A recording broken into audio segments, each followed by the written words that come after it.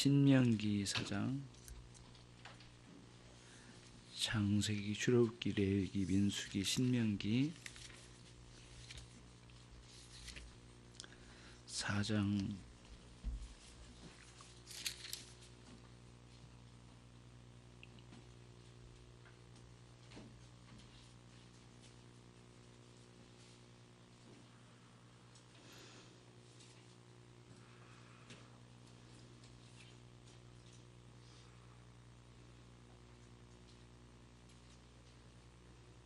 32절로 40절까지입니다. 제가 쭉 한번 읽겠습니다. 네가 있기 전 하나님이 사람을 세상에 창조하신 날부터 지금까지 지나간 날들을 상고하여 보라. 하늘이 이 끝에서 저 끝까지 이런 큰 일이 있었느냐? 이런 일을 들은 적이 있었느냐? 어떤 국민이 불가운데서 말씀하신 하나님의 음성을 너처럼 듣고 생존하였었더냐? 어떤 신이 와서 시험과 이적과 기사와 전쟁과 강한 손과 편팔과 크게 두려운 일로 한 민족을 다른 민족에게서 인도해낸 일이 있더냐? 이는 다 너희 하나님 여호와께서 애굽에서 너희를 위하여 너희 목전에서 행하신 일이라. 이것을 내게 나타내심은 여호와는 하나님이시요 그 외에는 다른 신이 없음을 내게 알게 하려 하심이니라. 여호와께서 너를 교훈하시려고 하늘에서부터 금성을 너로 듣게 하시며 땅에서는 그 큰 불을 내게 보이시고 너로 불 가운데서 나온 그 말씀을 듣게 하셨느니라. 여호와께서 내 열조를 사랑하신 고로 그 후손 너를 택하시고 큰 권능으로 친히 인도하여 애굽에서 나오게 하시며 너보다 강대한 열국을 내 앞에서 쫓아내고 너를 그들의 땅으로 인도하여 들여서 그것을 내게 기업으로 주려 하심이 오늘날과 같으니라. 그런즉 너는 오늘날 상천하지에 오직 여호와는 하나님이시요 다른 신이 없는 줄을 알라 명심하고 오늘 내가 내게 명하는 여호와의 규례와 명령을 지키라. 너와 내 후손이 복을 받아 내 하나님 여호와께서 내게 주시는 땅에서 한없이 오래 살리라.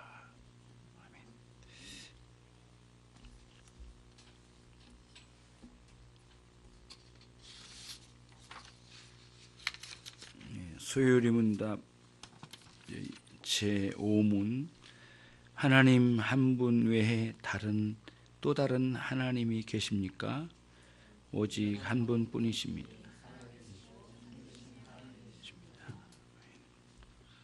아주 간단하게 대답하고 있지만 의미는 매우 깊습니다.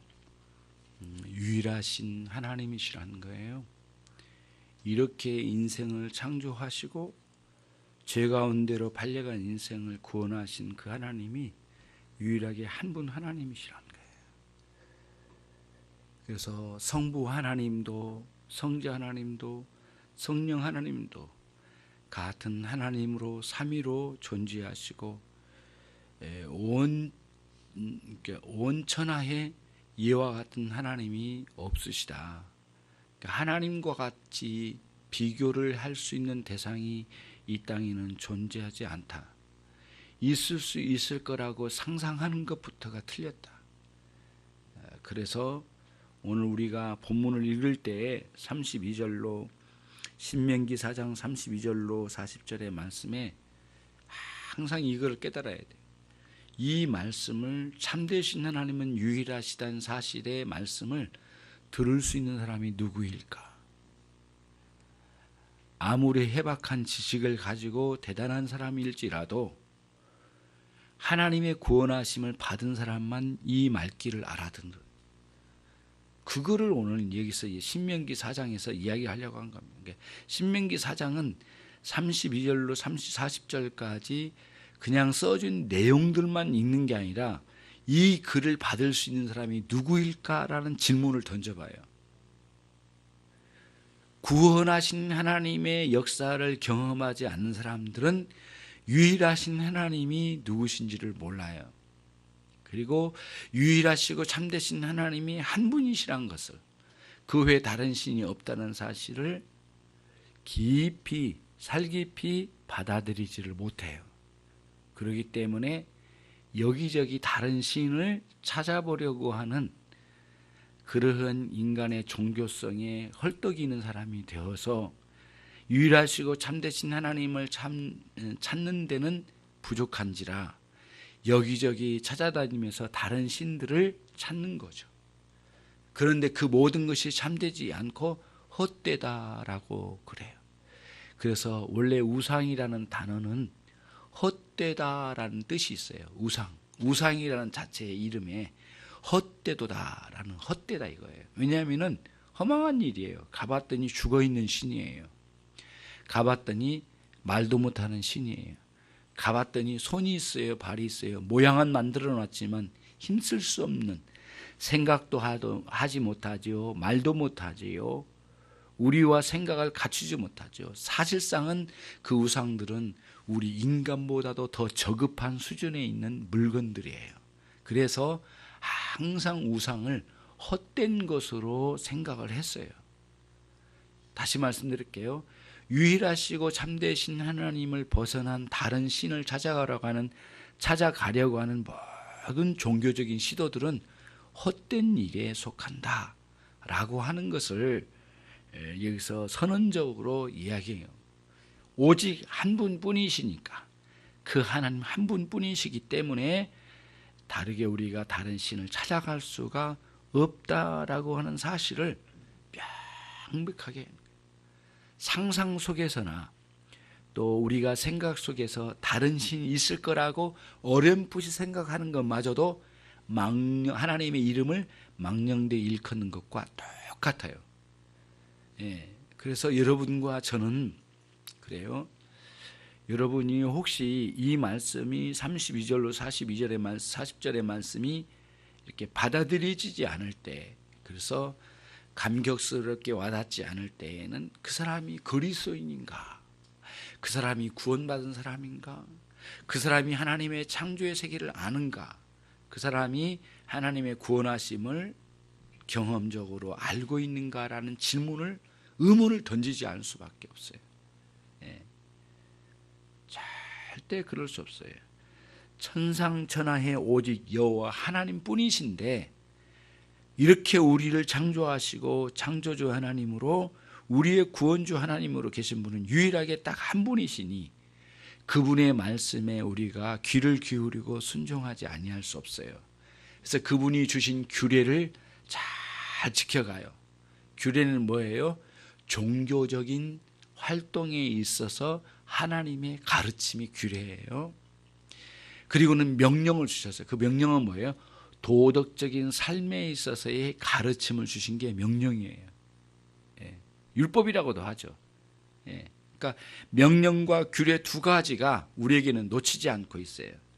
올바르게 하나님을 찾아가고 구하고 예배하는 우리의 신앙생활의 전반의 내용을 하나님을 향하여 집중하여 다른 신을 쫓지 않도록 전심으로 마음을 다해 하나님만 사랑하도록 하는 방식으로 하나님께 예배하도록 하여 주셨어요.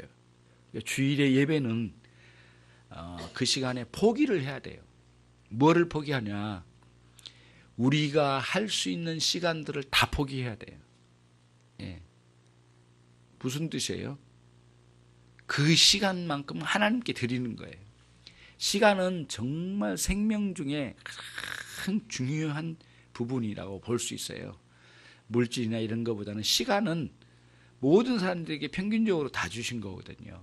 그런데 똑같이 주신 그 시간을 딱 잘라서 요건 하나님 앞에 드려져야 되겠다라고 하는 생각을 갖고, 그러니까 예배 시간에는 집중을 해나가는 거예요. 그래서 이제 뭐랄까, 지금 설교 시간만 예배 시간이 아니고, 아까 우리가 집사님이 우리 찬송합시다 할 때부터 예배예요. 예배.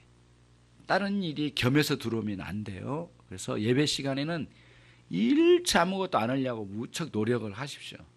노력을 하셔요. 그런다고 해서 여러분과 제가 완전하지는 않아요. 예. 그렇잖아요. 그러니까 해야 할 어떤 예배 시간에 당황스럽게 다가온 일도 있어요. 그러나 일체 예배 시간은 다른 일을 하지 말아요. 예. 다른 일은 마음을 쏟으셔요. 제일 어려운 게 뭐냐면은 여러분과 제가 마음이 집중되지 않는 것처럼 어려운 게 없어요. 그런 분은 마음이 담겨지지 않아요. 말씀이. 제가 늘 비유하잖아요. 이거를 흔들는데 주전자 가지고 물을 담으려고 쫓아와요. 잘 안 담겨진 거예요. 붓긴 붓는데 자꾸 옆으로 쏟아져 버려요. 마음이 왔다 갔다 해버리면 절대 말씀이 담겨질 리가 없어요. 근데 이렇게 눈도 설교자를 바라봐야 되고요.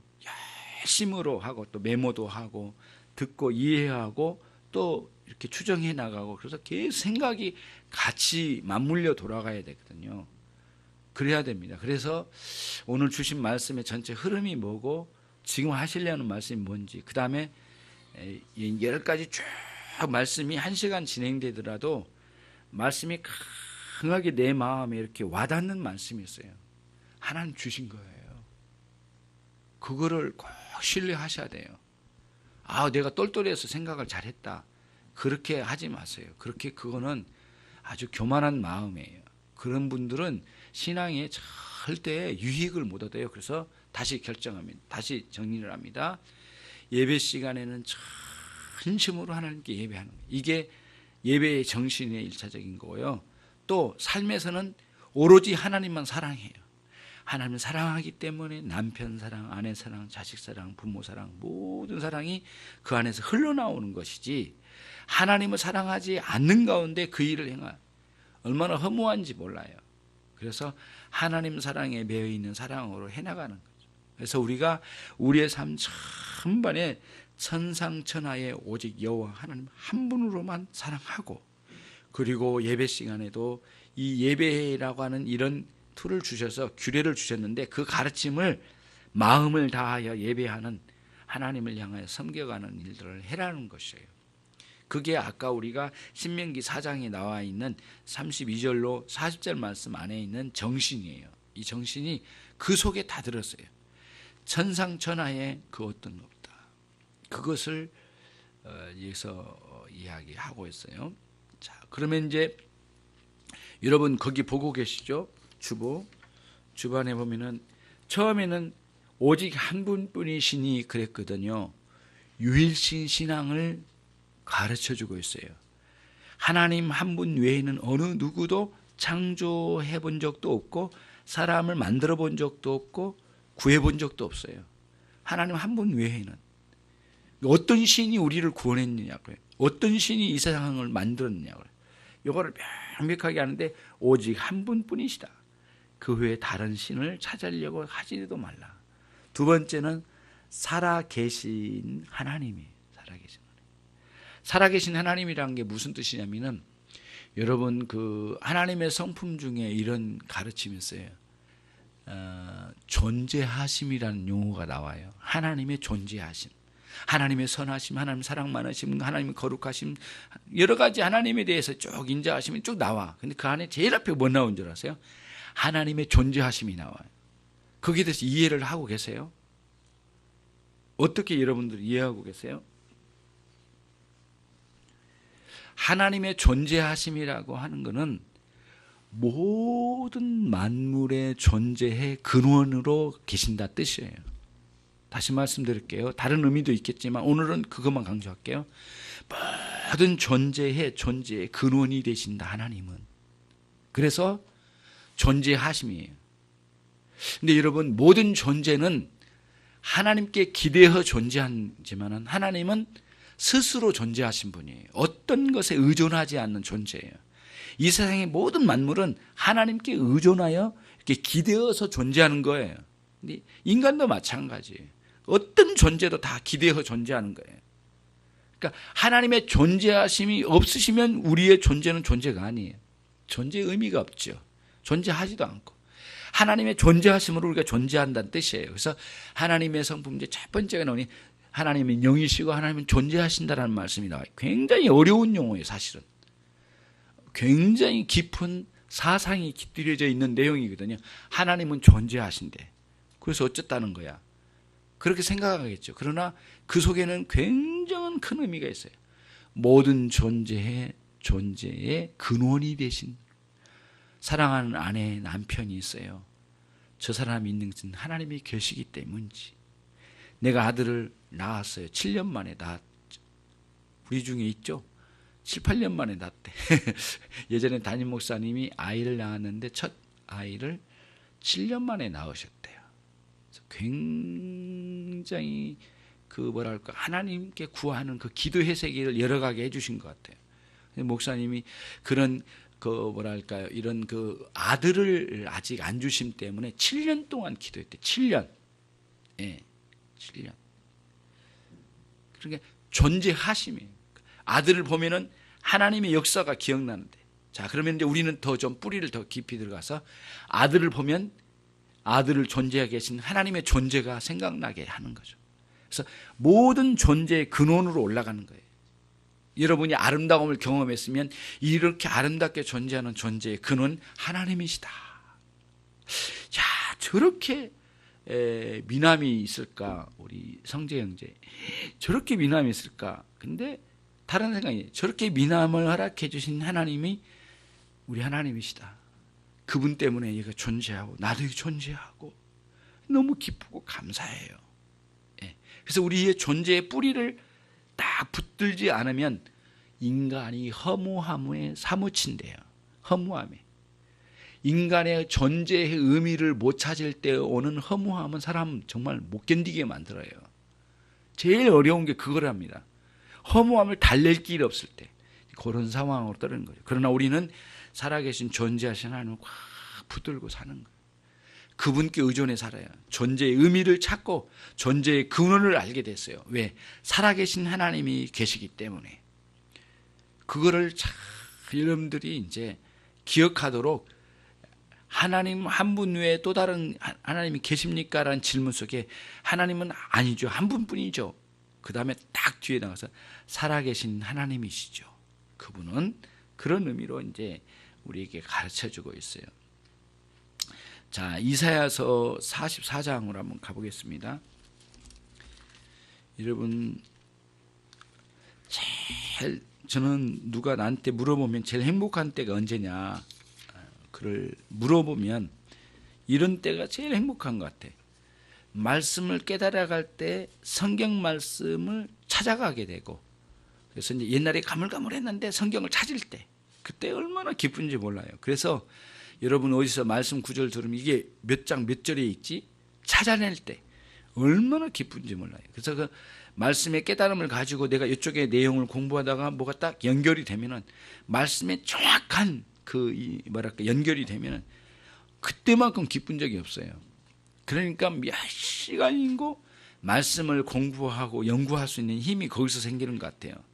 그때의 희열, 그 기쁨은 세상에서 경험해 보지 못한 기쁨인 것 같아요. 이사야서 44장 21절 거기를 제가 21절로 24절까지입니다.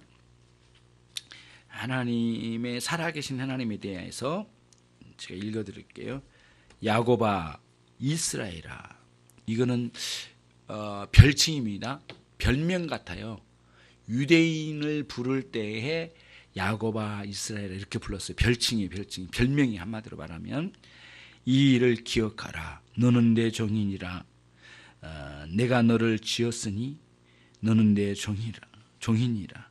이스라엘아 너는 나의 잊음이 되지 아니하리라.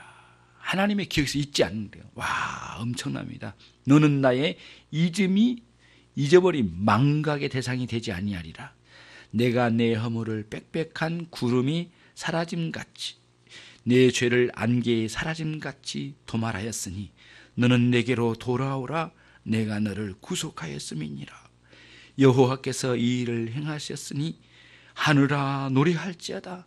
땅의 깊은 곳들아 높이 부를지어다.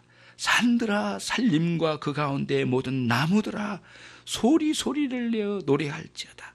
여호와께서 야곱을 구속하셨으니 이스라엘로 자기를 영화롭게 하실 것이로다. 내 구속자여 모태에서 너를 조성한 나 여호와가 말하노라.